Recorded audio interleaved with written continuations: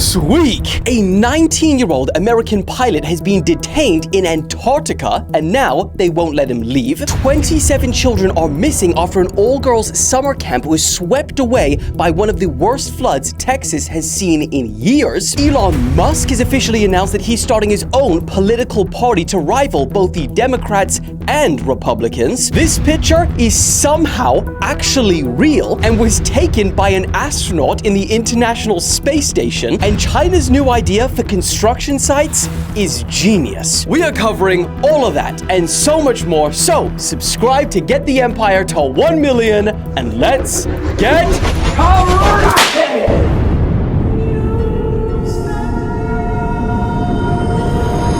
Okay, I really need to just vent in today's first story, because if this isn't one of the most wild things I've ever covered. So this week, I got off the phone with someone that is currently detained in Antarctica. Now, never in my life did I even think that I would speak to someone while they were on that strange continent, let alone be arrested there. And straight up, there's no way of sugarcoating this. It is not looking good for him. And he may be stranded there for the next 3 months in peak winter for what happened. Now, you may already know who Ethan is. He's got over 1 million followers. But for anyone that doesn't, he is trying to raise over $1 million for cancer research by becoming the first person ever to fly to all 7 continents solo. Now, he's currently on day 360 plus, and he only has 1 continent left. And that one is the one that he's currently detained on.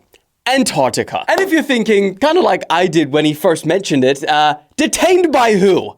Who has the legal authority? No one owns it. Well, that's where things get crazy. So let me run through this. On the 28th of June, Ethan takes off from Chile and was heading to Argentina, when he says the weather conditions got so bad he had to declare an emergency and divert to land at Tennant Marsh, which is a public airfield in Antarctica. And in his mind, he said that he's only had to declare an emergency landing like 3 or 4 times, but every time he has, it's been no more than like a 5-minute conversation. So he said, okay, hopefully it'll be the same with this one. And initially, it seemed like it was going to be, because he was met by a fire response team who, after a short conversation, few questions, and an hour later, they came back and said that he was cleared to take off again, but he should file a new flight plan with the control tower. However, before he could, not long later, another group of people, this time dressed in all black clothing, approached him and said he was under arrest. He would only later find out that this was the Chilean Navy. They searched his plane, they then took it and put it into a hangar, and later that night,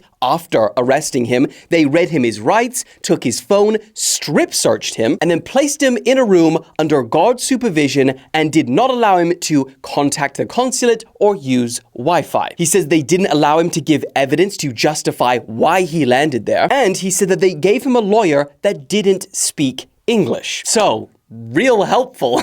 Now, here is where things get crazy, because Chile, upon a bit of research, they've been trying to claim that piece of land that he's landed on since 1940. But under the Antarctic Treaty, which they then signed in 1961, no one can claim sovereignty over Antarctica. A little bit off topic, but that's actually soon going to expire. I think it's like 2040 something, and Lord knows what's going to happen once that does. But anyway, because Chile signed the Antarctic Treaty, that means that they shouldn't actually have the legal authority to detain anyone there. Because if they agreed, yeah, this isn't our land, we can't claim it, but then proceed to detain someone and then apply Chilean law to someone outside of Chile, would that not be a violation of that treaty and therefore international law? I'm not even mentioning another factor, which in the aviation world, if you have to land during an emergency, it typically grants you immunity from all laws and repercussions pending an investigation. And that's why there is now speculation by some that the Chilean authorities could be using Ethan to set a legal precedent, because by pursuing these charges under Chilean law, they are essentially asserting territorial authority over that base, saying, hey, none of you are allowed to land here. Now, from their perspective, they are saying that Ethan lied about the emergency, and they referenced his social media posts about, his goal to land on all 7 continents. And then they used this as evidence of intent and said that, he was actually lying about it. And then if that was the case, you would have no legal basis for landing there. They also said that Ethan's actions triggered a search and rescue operation, which wasted time and resources. But here's where things get even worse. Ethan said that they've now put a travel ban on him, and they said that he's not allowed to leave the country of Chile for 90 days, and the next case that he can go on is August the 11th. So they're saying that he can essentially leave Antarctica back to Chile, but they won't let him fly his plane, and there's no boats or planes going back to Chile for months.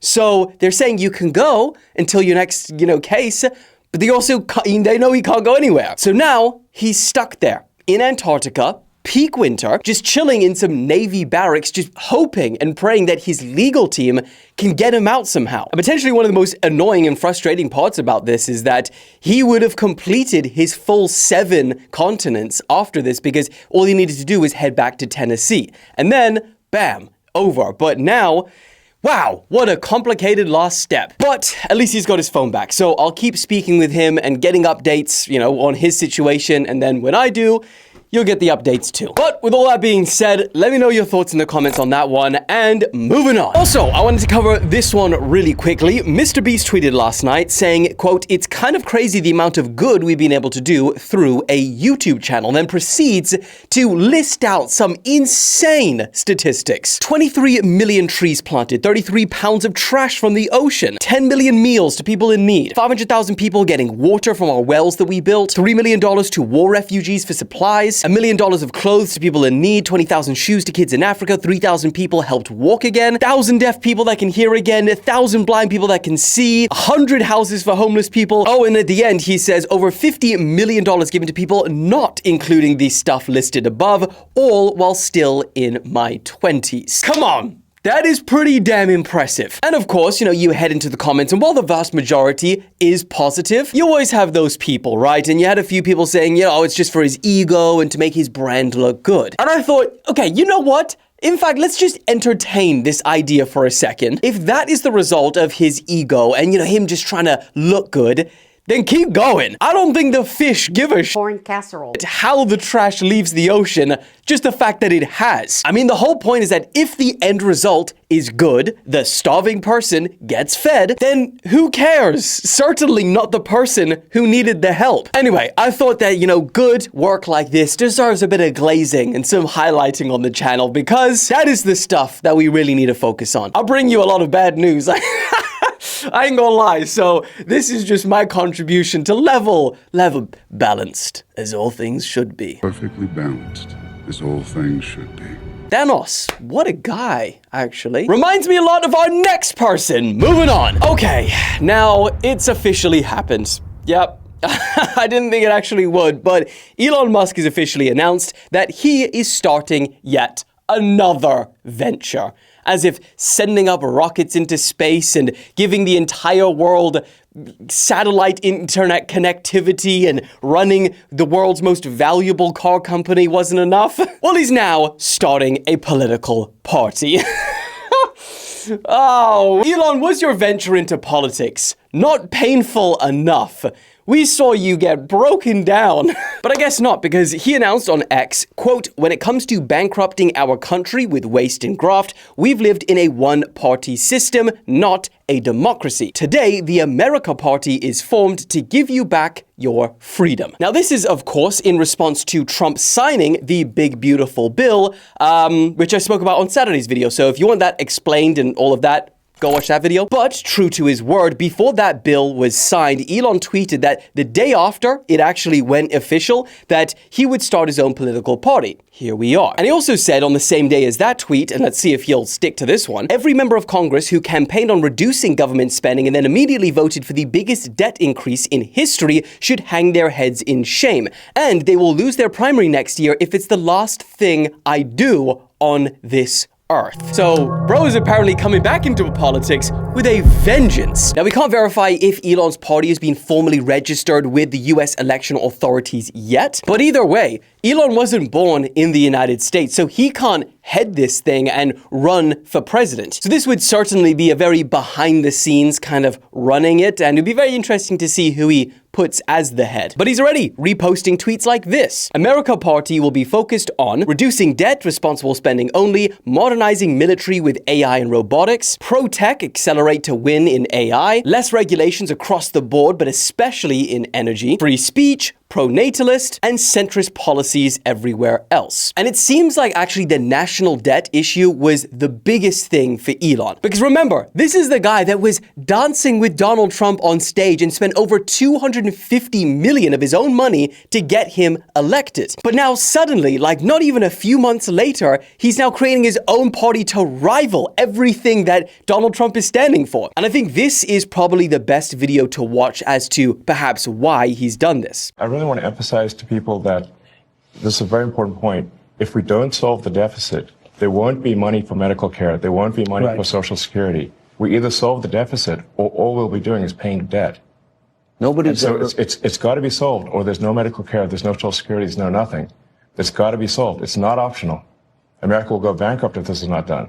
That's why I'm here. So basically, he goes on to say that, if the ship sinks, then everyone goes down with it. It doesn't matter whether you're Republican, Democrat, everyone should be focused on America as the ship. And so I guess Elon seems to believe that the national debt is that thing that will sink the ship entirely. But for context, as I said in the previous video, every single president since all the way back in like the 1920s has increased the debt ceiling because every administration is spending more than they bring in. But not only that, but if Elon's party actually does run, they are facing close to impossible odds of actually defeating both the Democrats and Republicans, because the last time the US had a neither Republican or Democrat president was Millard Fillmore in 1850.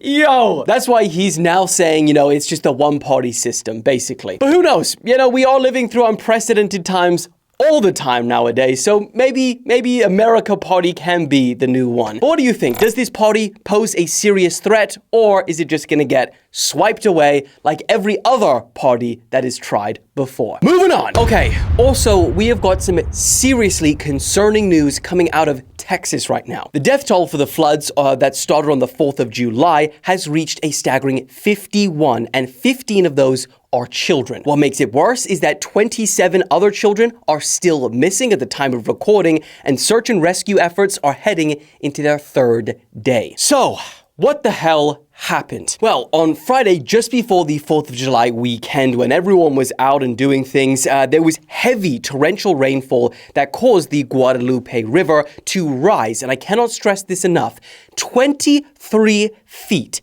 in less than 2 hours. Now that is staggering, and less than 2 hours is being conservative. A lot of the actual rising of it happened in under an hour. And only when you actually see videos of this does it really emphasize and put into context how insane these numbers are. The start of this video was taken at 5:15 p.m. The end of it is only 45 minutes later. And just look at how quickly that rises. This one is even crazier. So this is a video taken by Scribnibbit on YouTube, and it shows the view from a bridge with the water down below, starting at like not more than like a bit of a stream, and then only 37 minutes later, not only has the water reached the height of the bridge, which when you're looking down, it was pretty damn high to start off with, but it also is bringing along entire houses in under an hour.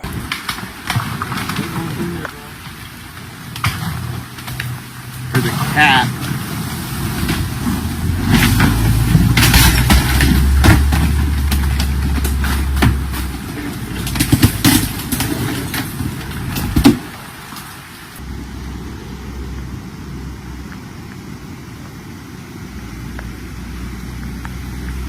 And so that is why things have ended so tragically when it comes to these summer camps along that river. In particular, a Christian all-girls camp called Camp Mystic, which was located along that Guadalupe River. And there are even videos, this is just wild, of entire cabins being swept away while the people and children are still inside. That's how quickly this happened. You're sleeping 1 minute and you don't even have time to leave before your cabin is being swept away. As of right now of recording, 27 of these children, many of them are still under 12 years old, are missing, and authorities have pledged that they will not rest until all of the missing have been found. They assured the parents, who are honestly currently facing probably their worst nightmare, that they will look for their children, quote, 24/7, looking under every tree, turning over every rock, whatever it takes. And unfortunately, these missing children aren't the only ones affected by this tragedy, because some parts of Texas saw more than a month's rain in just a few hours. Dozens, as I mentioned in the beginning, have died. More than 850 have been rescued. The damage is just immense. And then, to make it even worse, forecasters are now warning that Central Texas may see even more flooding this weekend. So, with all of that being said, keep your thoughts with the parents who are having to just wonder if their child is still alive right now, and let's move on. These are today's 3 sacrificial lambs that will go on our whip wall. Always remember, they hurt so that you are reminded to subscribe to the channel. Oh, I'm looking extra evil today and threatening under this lighting. Subscribe to the channel. Oh, and I also almost forgot. I did promise that because I was late on the last video, I would get whippings too. You might only see this once in your life, so enjoy it. Subscribe to the channel. That was all on the ass. It was supposed to be on the back. I think it's time for some extremely extra with a little bit of sugar in it. America has had its 4th of July celebrations, and what the flippin' is going on here? It looks like Earth was seeing the little, humanity's version of something cool in the sky, and they said, ha! Watch this! It just looks chaotic to the eye, I'm not even gonna lie, so much is going on. Back it up, Terry and family had their own float on the 4th of July parade. Mango Terry, put it in reverse, Terry! Put it in reverse! Oh, Lord, please! Trump signed the big beautiful bill with B-2 bombers flying over the White House.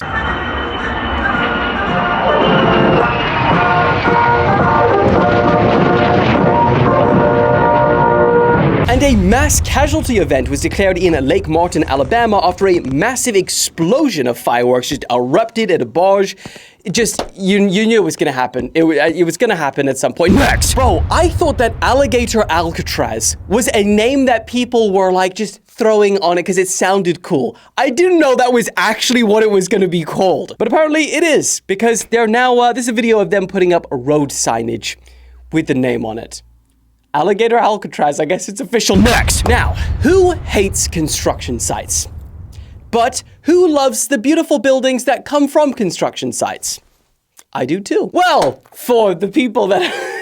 I don't even know where I was going with that. Point is, China has just unveiled the largest inflatable dome. You've probably never seen this before. I haven't. That goes over a construction site while the project is being built. It is 50 meters tall, 20,000 meters squared, and apparently creates a cleaner, quieter building site that minimizes the surrounding impacts on the community and the environment. And not only is it nicer for everyone around them, but also for the construction workers themselves. There are sprinkler facilities to control the dust that they would otherwise be breathing in. It's temperature controlled, and 4 large fans on the north side apparently create nice bit of ventilation. And the material that goes over the top blocks out 90% of UV rays from the sun. Not bad. Next! Also this week, footballer Thomas Partey has been charged with 5 counts of rape and 1 count of assault. And for those unfamiliar with Thomas Partey, he signed with Arsenal in 2020 for like 45 million, and he instantly became the most expensive Ghanaian player of all time. But then this week, it's all falling apart because these 5 charges are said to involve 3 women and allegedly took place between 2021